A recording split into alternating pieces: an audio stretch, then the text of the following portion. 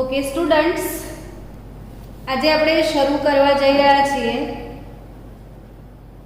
પ્રકરણ નંબર 3. નામ છે વિદ્યુત રસાયણ વિજ્ઞાન. અર્થાત ચેપ્ટરનું ટાઇટલ એમ કહે છે કે હું શું છું? Electrochemistry. Electrochemistry chapter એ ફિઝિકલ કેમેસ્ટ્રીનું ચેપ્ટર છે. તમને ખ્યાલ જ હશે ને કે રસાયણ વિજ્ઞાનનો અભ્યાસ ઘણી બધી શાખાઓમાં વહેંચવામાં આવ્યો છે. જેમ કે ઓર્ગેનિક આવે, ઇનઓર્ગેનિક આવે, બાયોકેમેસ્ટ્રી આવે, ફિઝિકલ કેમેસ્ટ્રી આવે, ઇન્ડસ્ટ્રીયલ કેમેસ્ટ્રી આવે, ઔદ્યોગિક રસાયણ, અને એનાલિટિકલ એટલે વૈશ્લેષિક રસાયણ. રસાયણ વિજ્ઞાનની શાખાઓને કુલ 6 વિભાગમાં વહેંચવામાં આવી છે ને 6 વિભાગમાંથી મારો જે ફેવરિટ વિભાગ છે ને બાળકો, એ છે ફિઝિકલ કેમેસ્ટ્રી. મને બહુ ગમે ફિઝિકલ કેમેસ્ટ્રી. અને આપણે ફિઝિકલ કેમેસ્ટ્રીનું સરસ મજાનું એક ચેપ્ટર આજે ભણવા જઈ રહ્યા છીએ, ઇલેક્ટ્રો કેમેસ્ટ્રી. ઇલેક્ટ્રો કેમેસ્ટ્રી શું કામ તમારે ભણવાનું આવે છે? તો કે કેમેસ્ટ્રી અને એમાં ફિઝિકલ કેમેસ્ટ્રી, તો એનો ઉપયોગ શું તમારી ડે ટુ ડે લાઈફમાં? તો કે એનો ઉપયોગ એવો છે ને બાળકો કે આપણને કેવું ગમે છે? તો કે આપણને એવું ગમે કે આપણે બેસી રહીએ, મજા કરીએ ને આપણું બધું જ કામ થઈ જાય. એટલે હસવું આવ્યું હશે, હે? હા, એવું છે ને. એટલે જ રોબોટની રચના થઈ. રોબોટ કેમ બનાવ્યા? કે આપણે કશું ના કરવું પડે, રોબોટ બધા કામ કરી લે. આપણે સોફા પર બેઠા છીએ ને તો ઈચ્છા થાય કે ઊભા થઈને ટીવી ચાલુ કરીએ? ના, ઊભા થવાની ઈચ્છા નથી ને, એટલે જ તો રિમોટ આવ્યું કે સોફા પર બેઠા બેઠા રિમોટના બટન દબાવીએ અને ચેનલ ચેન્જ થઈ જાય. ખિસ્સામાં કેમ ફોન? પહેલાં લેન્ડલાઇનનું ડબલું હતું જ, તો લેન્ડલાઇનનો ફોન હતો ને ત્યારે આપણે એ જગ્યા પર ઊભા રહીને ફોન, જ્યારે ફોન કરવો હોય ત્યારે સ્પેશિયલ જ્યાં મૂક્યું છે ડિવાઇસ ત્યાં જવું પડે. પણ એવું આપણને ગમતું નહોતું. આપણને તો જ્યાં ઊભા છીએ ત્યાંથી વાત કરીએ તો કેટલું સારું. એટલે મોબાઈલ ફોન આવ્યા.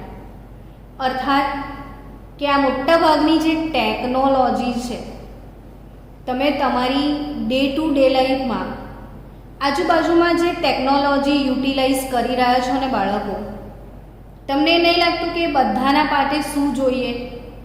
તો ઇલેક્ટ્રિક કરંટ જોઈએ. રિમોટ ચલાવવું છે, નાના બાળકોના રમકડા ચલાવવા છે, હાથ પર બાંધેલી ઘડિયાળ ચલાવી છે, વોલ ક્લોક ચલાવી છે, ગાડી ચલાવી છે, તમારી બાઇક સેલ્ફ સ્ટાર્ટ હશે, કિક મારવાની ગમતી નથી, તો આ બધું જ ચલાવવા માટે વિદ્યુત પ્રવાહ જોઈએ. શું જોઈએ? વિદ્યુત પ્રવાહ. અને આ વિદ્યુત પ્રવાહ તમે ક્યાંથી મેળવો છો? ઇવન આ મોબાઈલમાં શું ના હોય તો મોબાઈલ ના ચાલે? બેટરી. તો બેટરી નથી તો ગમે એટલો મોંઘો ઇન્સ્ટ્રુમેન્ટ છે, સપોઝ ડિસ્ચાર્જ થઈ ગયો તો બી બેટરી ચાર્જ ના થાય તો એ યુઝલેસ થઈ જાય છે, હે ને? એટલે આપણો જે ઇન્સ્ટ્રુમેન્ટ છે એ ચાલવાનો જ નથી વિદ્યુત પ્રવાહ વગર. સો વિદ્યુત પ્રવાહ નહીં હોય તો આ જેટલા પણ ટેકનોલોજી રમકડાઓની મેં વાત કરી એ ગુલ થઈ જાય. તો વિદ્યુત રસાયણ એટલે આપણને વિદ્યુત પ્રવાહ કેવી રીતે મેળવવાનો એ શીખવાડે છે. હવે સિમ્પલ સી વાત છે કે રિમોટમાં શું વપરાય, તો કે તમે એમ જ કહેશો ને બેટરી. તો શું એ બેટરી તમને બનાવતા આવડે છે વિદ્યાર્થીઓ? તો આજે આપણે બેટરી બનાવતા શીખીએ. પ્રેક્ટિકલ શીખવું બહુ જરૂરી છે. ગોખશો નહીં, જાતે સમજો કે આવું કેમ થયું. બહુ જ સિમ્પલ છે બેટરી બનાવવાનું કામ. તમે ઘરે પણ બનાવી શકો. તમે ઘરે શું કરો, 2 બટાકા અથવા 2 લીંબુ લઈ શકો. હવે તમે 2 બટાકા અથવા 2 લીંબુ લીધા, 2 લીંબુ બાજુમાં મૂકી દો. 2 લીંબુ તમારા પાસે હોય તો 2 અલગ અલગ ધાતુના તાર તમને જોઈશે. જેમ કે લોખંડની ખીલી ઘરમાં પડી છે તો એક ધાતુ તો લોખંડ થઈ ગઈ. તો એ સિવાયની બીજું કોઈ ધાતુ, તાંબુ બી ચાલશે ને. તો તાંબાનું કોઈક રમકડું છે કે ચપ્પુ પડ્યું છે કે કંઈ પણ વસ્તુ તાંબાની છે ને કંઈ પણ વસ્તુ લોખંડની છે. તો સિમ્પલ વાત છે કે આવી રીતે આ લીંબુ તમે લીધું, આ બીજું લીંબુ લીધું, આમાં તમે લોખંડની ખીલી ઘૂસાઈ દીધી, આમાં તમે તાંબાનો તાર કે તાંબાનું કંઈક ઘૂસાઈ દીધું મેટલનું. હવે આ ખીલીની ઉપર શોલ્ડરિંગ કરી દેવાનું. ને આપણા ઘરે લાલ લીલા પીળા વાયરો હશે જ. આપણે જે વાયરો લાઇટ ફિટિંગ માટે યુઝ કરીએ છીએ એ વાયર લેવાનો, લાલ કે લીલો કે કોઈ પણ વાયર હોય ને એની ઉપર તમને ખબર છે કે પ્લાસ્ટિકનું ઇન્સ્યુલેટર આવે છે, એટલું નીકાળી નાખો અને એ જે અંદરથી પેલો તાંબાનો તાર છે એને અહીંયા કનેક્ટ કરી શોલ્ડર કરી દો. એટલે આ ખીલી જોડે ચોંટાડી દો અને અહીં પણ તારને ચોંટાડી દો અને બંનેને ભેગા કરી દો. બેટરી તૈયાર. નવાઈ લાગશે તમને, બટ રિયલી બેટરી બની શકે છે. તો એ બહુ સરસ મજાની વાત છે કે બેટરી કેવી રીતે બની ગઈ. તો આટલી જ સિમ્પલ છે બેટરી. તો આપણે એમાં શું એસેસરીઝ જોઈએ, તો કે 2 લીંબુ જોઈએ, 2 અલગ અલગ ધાતુનું કંઈ પણ જોઈએ અને 1 તાર જોઈએ. Battery ready. તો આપણે સમજવા જઈ રહ્યા છીએ, બેટરી બનાવવા જઈ રહ્યા છીએ ને આ લેક્ચર ભણ્યા પછી જાતે તમે ઘરે બેટરી બનાવજો. સેલ્ફ બેટરી તમે બનાવજો પર્સનલ યુઝ માટે. આપણે આજે શીખવા જઈએ છીએ. પહેલાં તો તમને ખાસ કરીને કહી દઉં કે 2 પ્રકારના કોષ અવેલેબલ હોય છે. એક છે વિદ્યુત રાસાયણિક કોષ. મેં જોયું છે રેડ કલર મોસ્ટલી દેખાતો નથી હોતો પેપર ઉપર. વિદ્યુત રાસાયણિક કોષ અને બીજો વિદ્યુત વિભાજન કોષ. વિદ્યુત વિભાજન કોષ. હવે આ બંને કોષ વચ્ચેનો તફાવત પહેલા સમજાવી દઉં તમને કે વિદ્યુત રાસાયણિક કોષ અને વિદ્યુત વિભાજન કોષ એટલે શું. તો કે ધોરણ 10માં તમે હતા ને ત્યારે તમે 2 વસ્તુ શીખ્યા હતા. એક મોટર ને બીજું જનરેટર. યાદ આવ્યું? મોટર અને જનરેટર આ 2 વસ્તુ 10મા ધોરણમાં ભણ્યા હશો. તો અહીંયા જનરેટર ક્યારે વપરાય? ત્યારે લાઇટ જતી રહે ત્યારે. અર્થાત કે જનરેટરનો રોલ શું? તો કે વિદ્યુત ઉર્જા મેળવવા માટે. જનરેટરથી વિદ્યુત ઉર્જા તમે મેળવો છો. ને મોટર એટલે પંખો આપણે લઈએ, પંખામાં મોટર હોય, પાણીની મોટર હોય, દરેક વસ્તુમાં મોટર હોય જ. તો એ મોટર લાઇટ વગર ના ચાલે. અર્થાત આ વિદ્યુત ઉર્જા વાપરવા માટે જ. એટલે મોટરનો સિદ્ધાંત શું કે વિદ્યુત ઉર્જાનું યાંત્રિક ઉર્જામાં રૂપાંતર કરે અને આનો સિદ્ધાંત શું? યાંત્રિક ઉર્જાનું વિદ્યુત ઉર્જામાં રૂપાંતર કરે. એમ સેમ આ બેનો સિદ્ધાંત જુદો છે. વિદ્યુત રાસાયણિક કોષ શું વસ્તુ છે બાળકો? કે જે રાસાયણિક ઉર્જામાંથી વિદ્યુત ઉર્જામાં રૂપાંતરણ. રાસાયણિક ઉર્જામાંથી શું આપે છે? વિદ્યુત ઉર્જા આપે છે. જ્યારે વિદ્યુત વિભાજનનો હેતુ શું છે? તો યાદ કરાવું તમને ધોરણ 10માં તમે અશુદ્ધ કોપરમાંથી શુદ્ધ કોપર લાવતા હતા, તો તમે અહીંયા અશુદ્ધ કોપરનો સળિયો મૂકતા હતા, અહીંયા શુદ્ધ કોપર મૂકતા હતા ને પછી આ બંનેને તમે બેટરી લગાવતા હતા. આ બેટરી જ, યાની કે તમે બેટરી આપતા હતા, વિદ્યુત પ્રવાહ આપતા હતા ને આપણે વિદ્યુત પ્રવાહ આપતા હતા અને પછી રસાયણો મેળવતા હતા. આનો અર્થ એ થાય કે આને આપણે વિદ્યુત વિભાજન કોષ કહેતા હતા.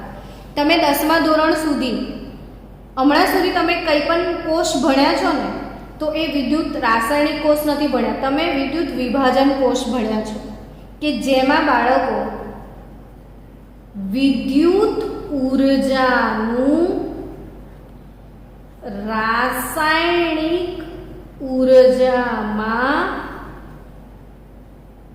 રૂપાંતરણ કરતા હતા.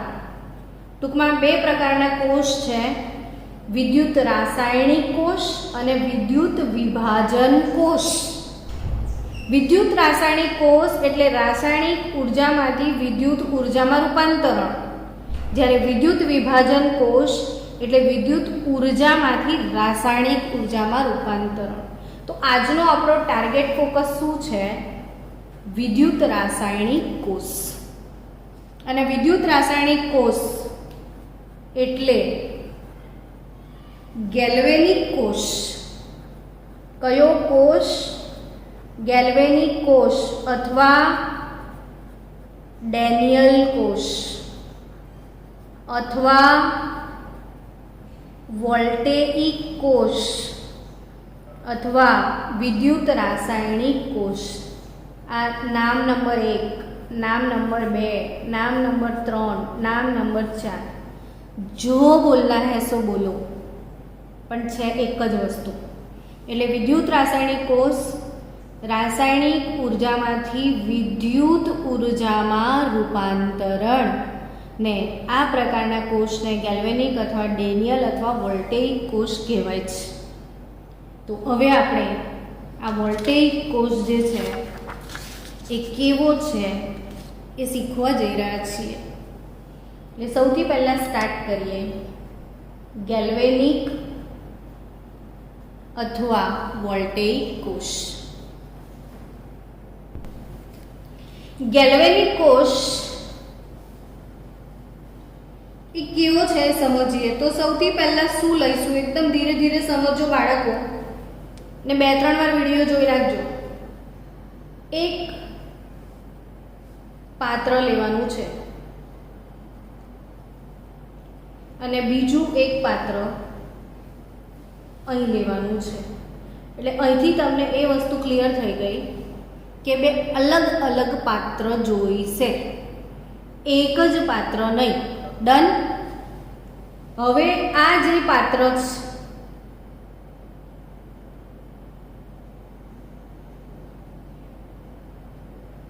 એમાં મેં ઝિંક સલ્ફેટનું દ્રાવણ લીધું છે. કેમ? તો કે મારી ઈચ્છા છે હું એમાં ઝિંક ધાતુની પટ્ટીને મૂકવાની ઈચ્છા છે. તો આ ઝિંક ધાતુની પટ્ટી છે. તો અહીંયા જે ધાતુની પટ્ટી છે,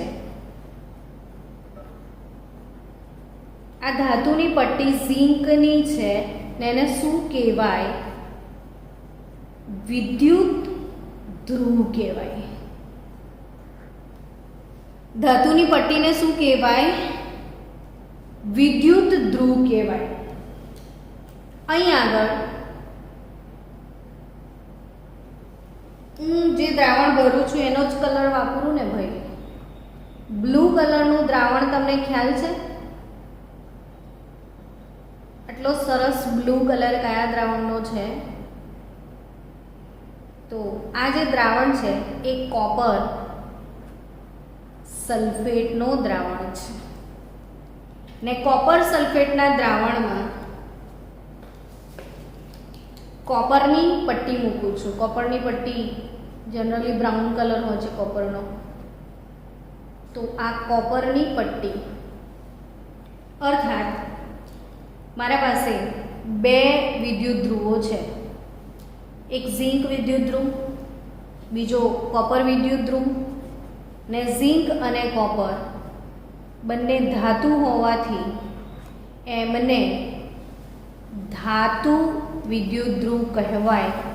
ને બાળકો વિદ્યુત ધ્રુવ જે છે ને એ અધાતુનો પણ હોય, ગ્રેફાઇટનો સળિયો પણ હોય છે. ઇવન વાયુને પણ વિદ્યુત ધ્રુવ બનાવી શકાય છે. અહીંયા આપણી પાસે ધાતુ છે વિદ્યુત ધ્રુવ તરીકે. હવે આ ઝિંક સલ્ફેટ અને કોપર સલ્ફેટનું જે દ્રાવણ છે, આ દ્રાવણને શું કહેવાય? વિદ્યુત વિભાજ્યનું દ્રાવણ. જેને પાણીમાં નાખો ને એમાંથી આયનો છૂટા પડે, જેને પાણીમાં નાખવાથી આયનો છૂટા પડે. Zinc +2 SO4 -2, copper +2 SO4 -2. પાણીમાં ઓગાળવાથી જેનું આયનીકરણ થાય એને વિદ્યુત વિભાજ્ય કહેવાય. એટલે આપણી પાસે અહીંયા બે વિદ્યુત વિભાજ્યના દ્રાવણો લીધા છે. બંને દ્રાવણોમાં બે અલગ અલગ ધાતુની પટ્ટીને મૂકવામાં આવી છે. હવે શું કરીશું તો કે આ બંનેને એક વાહક તાર વડે જોડી દેવામાં આવે છે. વાહક તાર. વાહક કેમ? તો કે જેમાંથી વિદ્યુત પ્રવાહનું વહન થઈ શકે.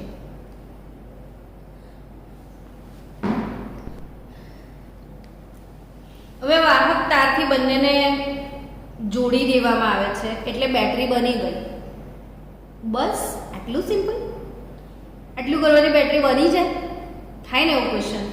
તો હા, આટલું જ સિમ્પલ. કંઈ પણ નહીં કરવાનું બીજું. અને આપણને કેટલું ટફ લાગે ને, બહારથી એમ સાંભળે કે તો બેટરી બનાવી હતી, ઓહો હો કેટલું અઘરું લાગે. બટ કશું જ નથી. બેટરી તમે તમારા રસોડામાં બી બનાવી શકો. જો આ બે લીંબુ છે ને બે લીંબુ ના લેવા હોય તો બે બટાકા બી લેવાય. ને બે બટાકા તમે લો ને એમાં અલગ અલગ ધાતુ નાખી દેવાની અને વાહક તાર વડે જોડવાના.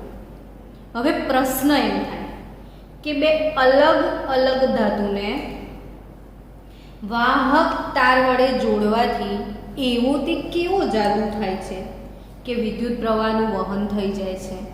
એટલે તમારે સમજવું પડે બાળકો કે એકચ્યુઅલી વિદ્યુત પ્રવાહ શું છે. હે ને? પહેલો પ્રશ્ન શું થાય કે ભાઈ વિદ્યુત પ્રવાહ શું છે? પ્રવાહ શબ્દથી તો એવું લાગે કે કશું વહેતું હશે. ને વિદ્યુત પ્રવાહ એટલે શું વહેતું હશે ખબર છે? ઇલેક્ટ્રોન. બહુ જ બધા ઇલેક્ટ્રોન આમ એક લાઈનમાં એમનો પ્રવાહ એવું લાગે છે ને કીડીની લાઈન જાય છે. તમે લાલ કે કાળી કીડીઓ હશે ને તો બધી એક લાઈનમાં જતી હશે. એમ બધા જ ઇલેક્ટ્રોન એક લાઈનમાં જાય.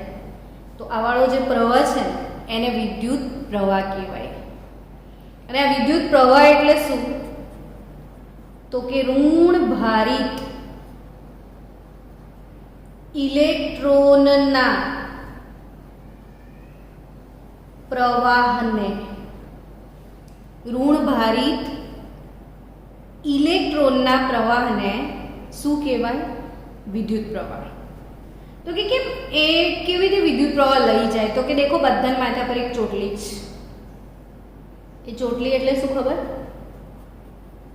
ઋણ વીજભાર. અને કેટલો એ ખબર છે તમને? કોઈ એક ઇલેક્ટ્રોન પર કેટલો વીજભાર હોય? બોલો તો ખરા કોઈ.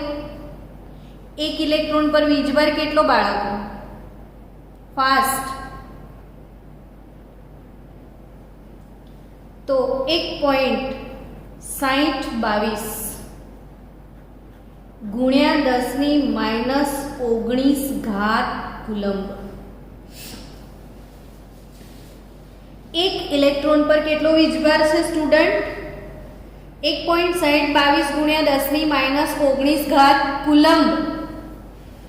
તો ખાલી એક ઇલેક્ટ્રોન પર આટલો વીજભાર છે, એક ઇલેક્ટ્રોન કશુંક લઈને જાય છે, જુઓ, એટલે બીજો કશું લઈને જાય, ત્રીજો કશું લઈને જાય, તો બહુ બધા જાય તો બહુ બધો કુલમ ના જતો રહે. સમજી રહ્યા છો કે નહીં? અહીંયા એક સરસ મજાની વાત સમજજો કે કોઈ એક ઇલેક્ટ્રોન હોય ને બાળકો, કોઈ એક ઇલેક્ટ્રોન તો કેટલો વીજભાર લઈને જાય? તો 1.6022 ગુણ્યા 10⁻⁹ કુલંબ જેટલો વીજભાર લઈને જાય. કે એક ઇલેક્ટ્રોન આટલો વીજભાર લઈને જાય તો એક મોલ ઇલેક્ટ્રોન, હવે તમને ખ્યાલ હશે ને એક મોલમાં કેટલા ઇલેક્ટ્રોન છે? તો 6.022 ગુણ્યા 10⁻23.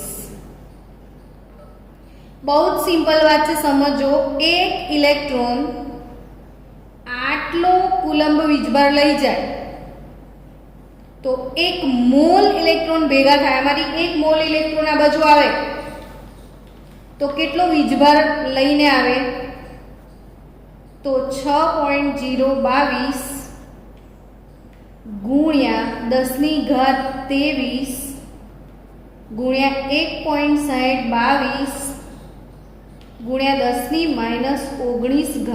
કુલંબ જથ્થો પસાર થાય. એક ઇલેક્ટ્રોન, આ એક ઇલેક્ટ્રોનની ચોટલી પર આટલો વીજભાર છે, તો એક મોલ ઇલેક્ટ્રોન કેટલો વીજભાર લઈ જાય? તો 96,487 જેટલો એપ્રોક્સિમેટલી વીજભાર લઈ જશે. હવે આજે 96,487 ને રાઉન્ડ ફિગરમાં આપણે કન્વર્ટ કરી દઈએ તો 96,500 કુલંબ એવું કહેવાય. અને આ 96,500 કુલંબ વીજભારને એક ફેરાડે કરંટ એવું કહેવામાં આવે છે. સમજી ગયા? તો મેં તમને વિદ્યુત પ્રવાહ શું છે એ પહેલા સમજાવી દીધું કે વિદ્યુત પ્રવાહ શું છે. આમાંથી જે વિદ્યુત પ્રવાહ પસાર થવાનો છે શું? તો વિદ્યુત પ્રવાહ એટલે બાળકો ઋણ ભારિત ઇલેક્ટ્રોનનો પ્રવાહ. વિદ્યુત પ્રવાહ એટલે શું? ઋણ ભારિત ઇલેક્ટ્રોનનો પ્રવાહ. અને આ ઇલેક્ટ્રોનનો પ્રવાહ આ રીતે જશે તો ઘણો બધો ઋણભાર લઈ જશે. અને કેટલો ઋણભાર લઈ જશે એ સમજો. તો એ ફક્ત એક ઇલેક્ટ્રોન જાય ને તો આટલો કરંટ લઈને જાય. એક ઇલેક્ટ્રોન કેટલો કરંટ લઈને જાય છે? 1.6022 ગુણ્યા 10⁻⁹ કુલંબ જેટલો. તો એક મોલ ઇલેક્ટ્રોન જ્યારે પસાર થાય ને તો કેટલો વીજભાર લઈને જાય? તો 96,487 ને એને રાઉન્ડ ફિગરમાં કન્વર્ટ કરવામાં આવ્યો છે 96,500 કુલંબ. અને 96,500 કુલંબને એક ફેરાડે કહેવામાં આવે છે. તો એક ફેરાડેની વ્યાખ્યા પણ સમજી લો કે એક ફેરાડે એટલે શું. તો આપણી પાસે અહીંયા જગ્યા હતી જ કે એક ફેરાડે બરાબર 96,500 કુલંબ. ને એની વ્યાખ્યા લખી લેજો. એક મોલ ઇલેક્ટ્રોન દ્વારા પસાર થતા વિદ્યુતના જથ્થાને એક ફેરાડે કહેવાય. બહુ જ સરસ વ્યાખ્યા છે કે એક મોલ ઇલેક્ટ્રોન દ્વારા પસાર થતા વિદ્યુતના જથ્થાને શું કહેવાય? એક ફેરાડે. તો 2 મોલ ઇલેક્ટ્રોન પાસ થાય ને તો 2 ફેરાડે કહેવાય. ને 3 મોલ ઇલેક્ટ્રોન પાસ થાય ને તો 3 ફેરાડે કરંટ કહેવાય. ને n મોલ ઇલેક્ટ્રોન પાસ થાય તો n ફેરાડે કરંટ કહેવાય. n મોલ ઇલેક્ટ્રોન પાસ થાય તો કેટલા ફેરાડે કરંટ કહેવાય? n mall. હવે આપણે પાછા આપણી બેટરી પર આવી જઈએ. શું કહે છે આપણી બેટરી? ગેલ્વેનિક કોષ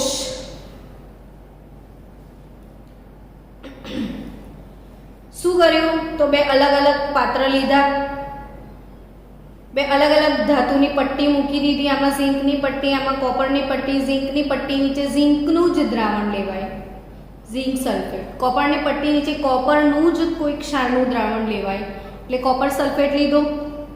બંનેને એક બેટરી વડે મેં જોડી દીધું. હવે થશે શું? તો કે આ બે ધાતુને જોડવાથી એવો તે શું જાદુ થયો કે પ્રવાહ રચાયો? તો કે જાદુ તમે તમારા લોઅર સ્ટાન્ડર્ડમાં ભણ્યા હશો. ધાતુની સક્રિયતા શ્રેણી તમે 10મા ધોરણમાં ભણ્યા હશો. યાદ કરો, કોના કાકા, નાના કાકા, એવું કંઈક શ્રેણી આવે છે.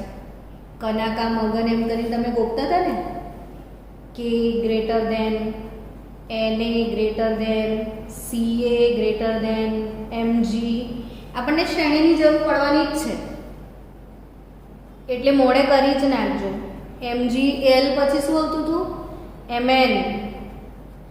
Mn પછી ઝીંક, Fe નિકલ, ઝીંક, Fe નિકલ, ટીન, લેડ. યાદ આવી? આ શ્રેણી પછી H, Cu.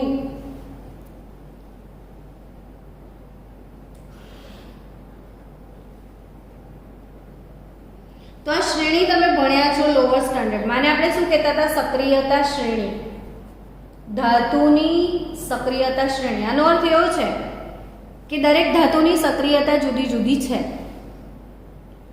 દરેક ધાતુની સક્રિયતા જુદી જુદી છે બાળકો. તો આ શ્રેણી પ્રમાણે તમે જો, આ રહ્યું ઝીંક ને આ રહ્યું કોપર. યાને સક્રિયતાની વાત કરું તો ઝીંક જે છે એ કોપર કરતા વધારે સક્રિય છે.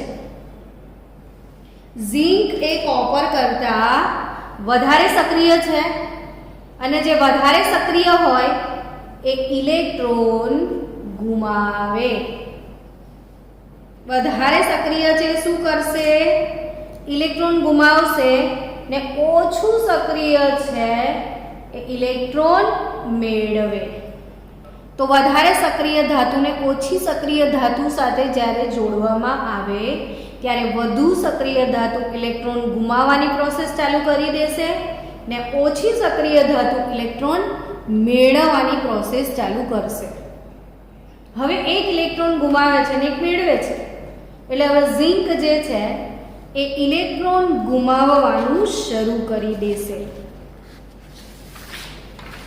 ઝીંક શું કરશે બાળકો? ઇલેક્ટ્રોન ગુમાવશે.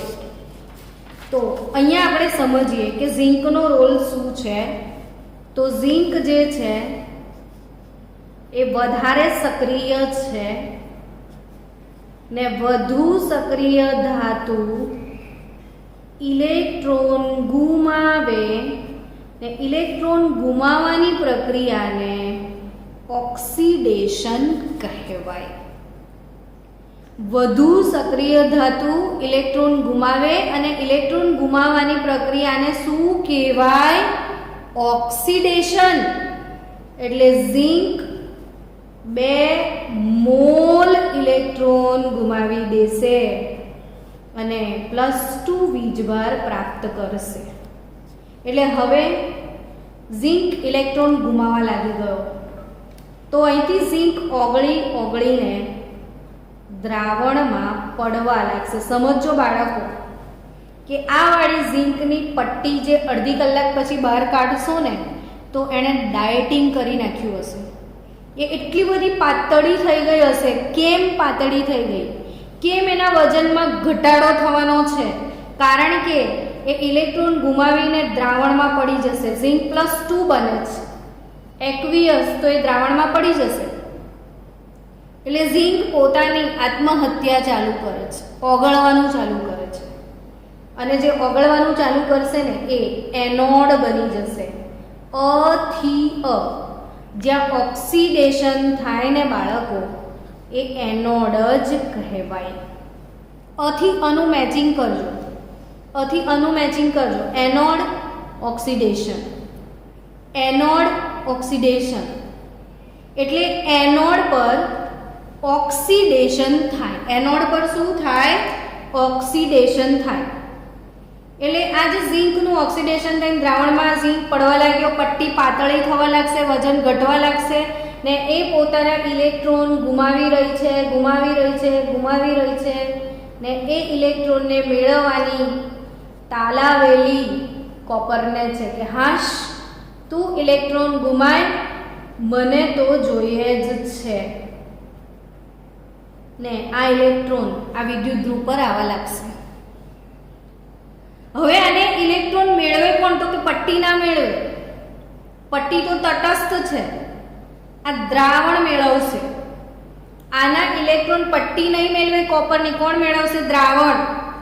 ને દ્રાવણમાં કોણ છે બાળકો? તો કોપર +2, કોપર +2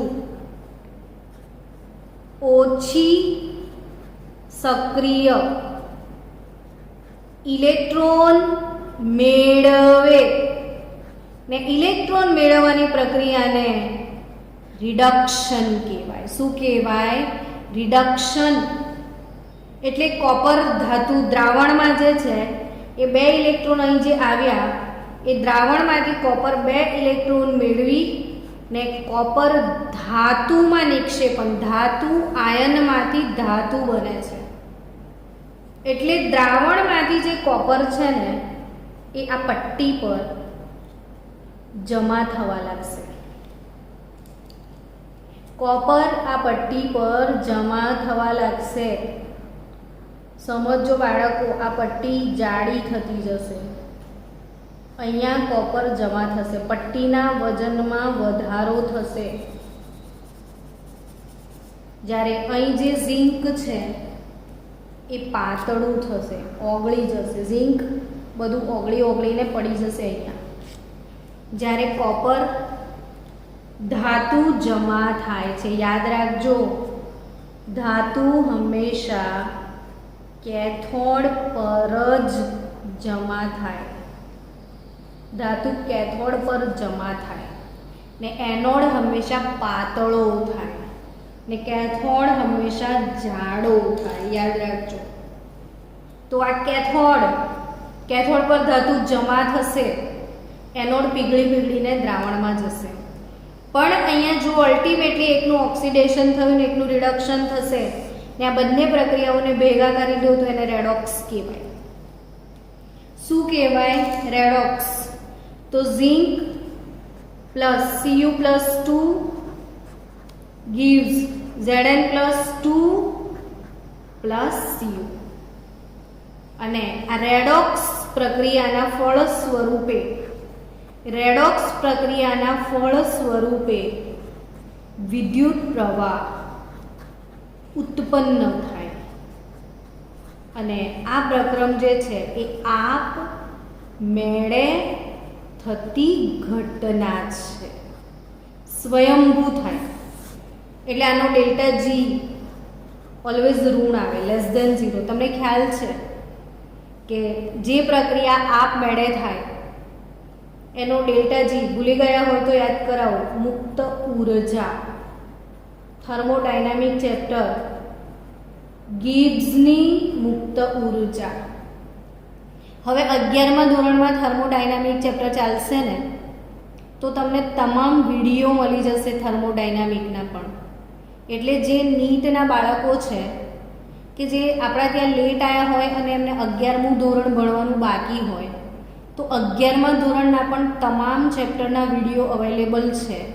એટલે તમે ઘરે બેસીને નીટની તૈયારી પણ વધારાના સમયમાં કરો તો મારી પાસે 11થના ચેપ્ટરની લિંક મંગાવી લો. પ્રકરણ 1, પ્રકરણ 2 પતી ગયું, પ્રકરણ 3 ચાલુ થઈ ગયું. થર્મોડાયનામિક્સના પણ વિડીયો અવેલેબલ છે, આખું બનેલું છે થર્મોડાયનામિક્સ. એટલે ફરીથી એ ચેપ્ટરો બધા જોઈ નાખો, રિવિઝન થઈ જશે એટલે નીટની તૈયારી થઈ જશે. સો અહીંયા ડેલ્ટા જી એટલે ગિબ્સની મુક્ત ઉર્જા. તમને ખ્યાલ છે કે ગિબ્સની મુક્ત ઉર્જાનું ઋણ મૂલ્ય હોય તો એ બતાવે છે કે પ્રક્રમ આપમેળે થાય છે, એટલે આ આપમેળે થતી ઘટના છે, એટલે આ પ્રક્રિયા માટે ડેલ્ટા જી ઋણ હોય. ડેલ્ટા જી કેવો હોય? ઋણ હોય. અને આપણે અહીંથી ભણ્યા હતા કે ડેલ્ટા જી શોધવાનું સૂત્ર શું?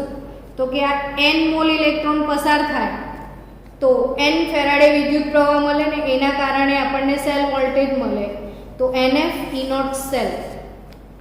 ડેલ્ટા જી શોધવાનું સૂત્ર n ફેરાડે, n એટલે આ ઇલેક્ટ્રોનની સંખ્યા, એ જેટલા મોલ ઇલેક્ટ્રોન છે એના વડે જે વિદ્યુત પ્રવાહ મળે એને ફેરાડે કહેવાય, અને E0 સેલ એટલે આ જે બેટરી બનાવી છે એનો પોટેન્શિયલ. ફરી એકવાર સમજાવી દઉં કે ઝિંક એનોડ બનશે, કોપર કેથોડ બનશે, ઝિંક ઇલેક્ટ્રોન ગુમાવશે, કોપર ઇલેક્ટ્રોન મેળવશે, અહીંયા ઓક્સિડેશન થશે, અહીંયા રિડક્શન થશે, એનોડ પાતળો થશે, કેથોડ જાડો થશે. હવે આ જે બેટરી બની છે બાળકો, આ બેટરી તમે બજારમાં વેચવા જાઓ તો તમને કોઈ પૂછશે, અચ્છા આ બેટરી છે, હવે તમે રસ્તામાં ઘડિયાળ મૂકી દો કે કોઈ રમકડું મૂકી દો કે કંઈ પણ મૂકો તો આ વિદ્યુત પ્રવાહ ઘડિયાળમાં જશે તો ઘડિયાળ ચાલશે. એટલે આ વિદ્યુત પ્રવાહ જે ઉત્પન્ન થયો એ વિદ્યુત પ્રવાહનો તમે ઉપયોગ કરી શકો છો. હવે સવાલ એમ થાય કે કેટલો ઉત્પન્ન થયો, કેટલો ઉત્પન્ન થયો? તો અહીંયા જે વિદ્યુત પ્રવાહ ઉત્પન્ન થાય એને કોષ પોટેન્શિયલ એટલે કે E0 સેલ એવું કહેવાય. કોષ પોટેન્શિયલ E સેલ કહેવાય. તમે નોટ શું કરવા લગાડ્યું? તો કે સમજાવો.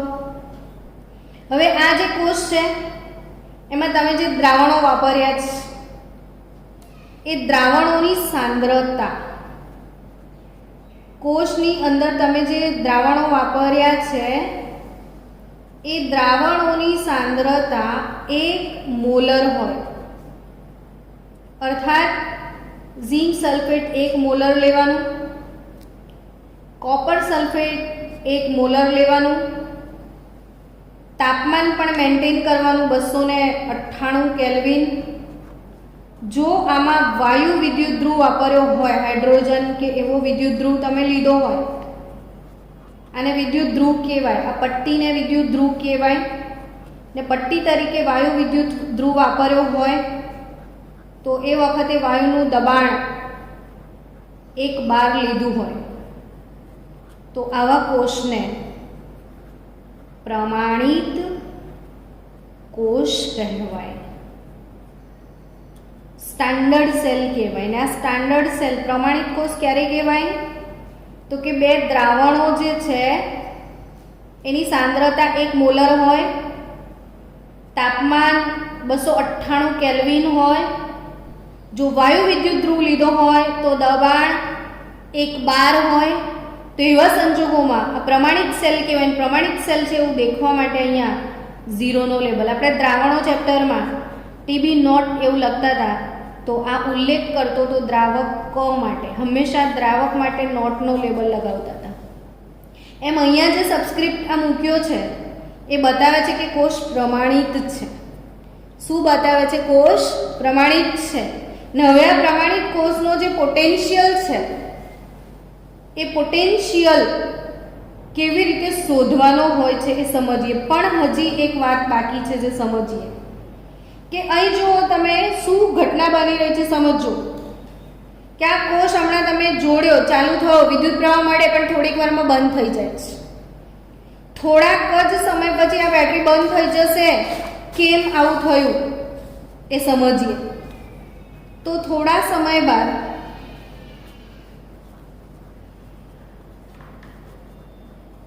વિદ્યુત પ્રવાહ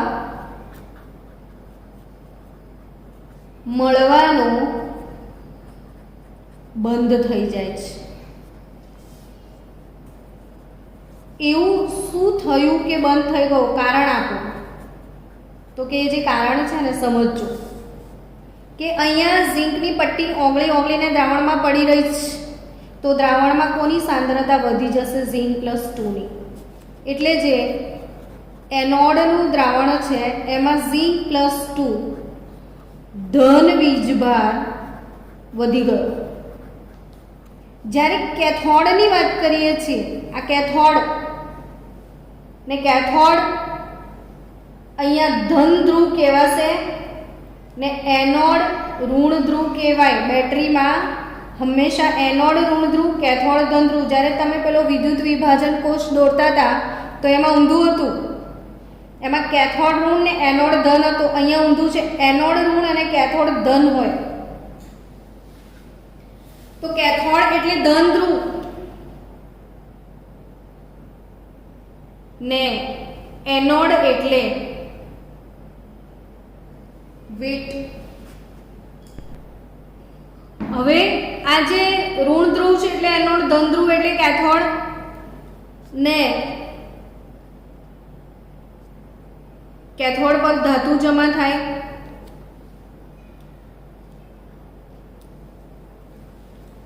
કેથોડ પર કઈ ઘટના બનશે તો કે ધાતુ જમા થાય એટલે દ્રાવણમાંથી કોપર +2 નીકળી ગયું. જુઓ, સમજજો. આ દ્રાવણમાં જેટલું કોપર +2 હતું એ બધું પટ્ટી પર ચડી ગયું તો દ્રાવણમાં એકલું પણ પડી ગયું, સલ્ફેટ. એટલે અહીંયા SO4-2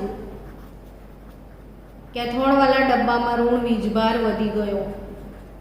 શું ઘટના બની થોડી વાર પછી સમજો બાળકો.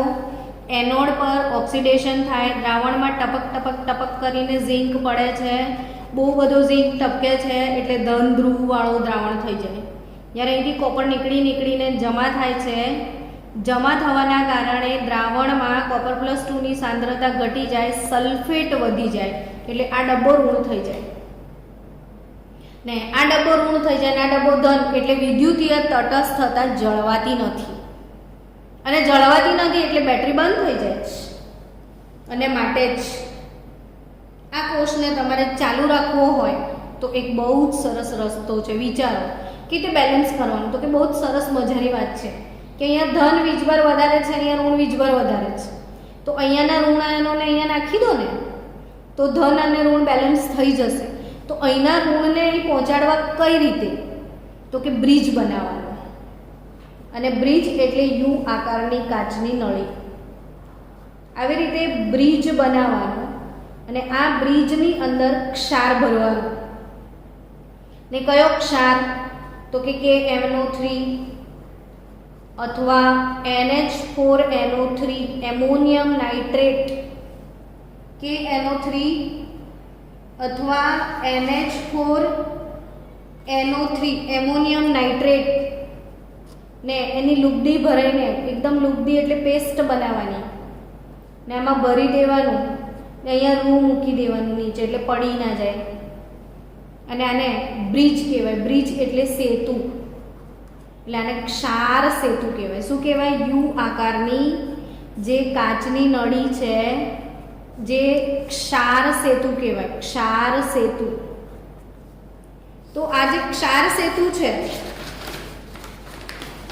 એ ક્ષાર સેતુનો રોલ શું છે બાળકો? તો કે ક્ષાર સેતુ જે છે ને એ યુ આકારની કાચની નળી છે જેમાં ક્ષાર ભરેલો હોય છે ને એનું કાર્ય બંને દ્રાવણોને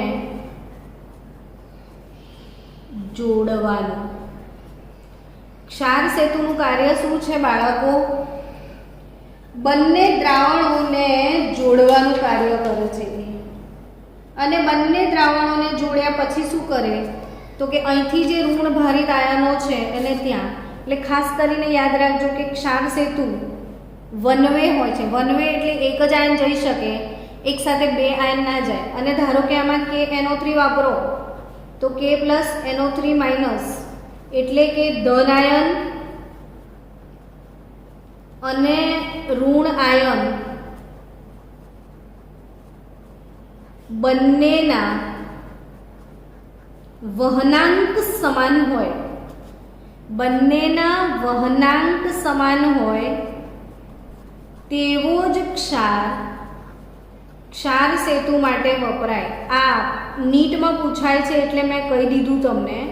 નીટમાં પૂછાય છે કે ક્ષાર સેતુમાં કેવો ક્ષાર વપરાય, તો કે જેમાં ધનાયન અને ઋણાયન બંનેના વહનાંક સમાન હોય, વહન થવાની જે ક્ષમતા છે આયોનિક વહનાંક જેનો સમાન હોય એને ક્ષાર સેતુમાં ભરાય. તો જનરલી KNO3 પોટેશિયમ નાઇટ્રેટ ને એમોનિયમ નાઇટ્રેટ ક્ષાર સેતુમાં ભરવામાં આવતા હોય છે. ને આ ક્ષાર સેતુનું કાર્ય શું, તો કે બંને દ્રાવણોને જોડે છે. જો બિચારા એકલા એકલા હતા ડબલા, તો ક્ષાર સેતુ મૂકવાથી બંને કનેક્ટ થયા. અહીંથી ઋણાયન અહીંયા ટ્રાવેલ કરીને જતો રહેશે, એટલે એનું બીજું કાર્ય એવું કહેવાય કે વિદ્યુતીય તટસ્થતા જાળવવા માટે ક્ષાર સેતુ વપરાય. આના પ્રશ્નો હશે, જે રેફરન્સ બુક તમે વાપરો છો એમાં ક્ષાર સેતુના પ્રશ્નો પૂછશે. તો ક્ષાર સેતુ એટલે યુ આકારની કાચની નળી જેમાં ક્ષાર ભરેલો હોય છે. ક્ષાર કેવો પસંદ કરવામાં આવે, તો કે જેમાં બંને આયનોના વહનાંક સમાન હોય છે. ક્ષાર સેતુનું કાર્ય શું, તો કે બંને દ્રાવણોને જોડવાનું અને વિદ્યુતીય તટસ્થતા જાળવવાનું. બંને આયનોને જોડવાનું અને વિદ્યુતીય તટસ્થતા જાળવવાનું. હવે ક્ષાર સેતુ મૂકી દીધો તમે, તો અહીંથી ઋણ આયનો બધા આ બાજુ જતા રહ્યા એટલે બેટરી ફરીથી ચાલુ થઈ જાય છે. અને આ જે તમારી બેટરી છે ને એ કેવો પોટેન્શિયલ આપશે, કેટલો પોટેન્શિયલ આપશે, કેવી રીતે ગણી શકાય, એ આના પછીના નેક્સ્ટ લેક્ચરમાં આપણે ડિસ્કસ કરીશું.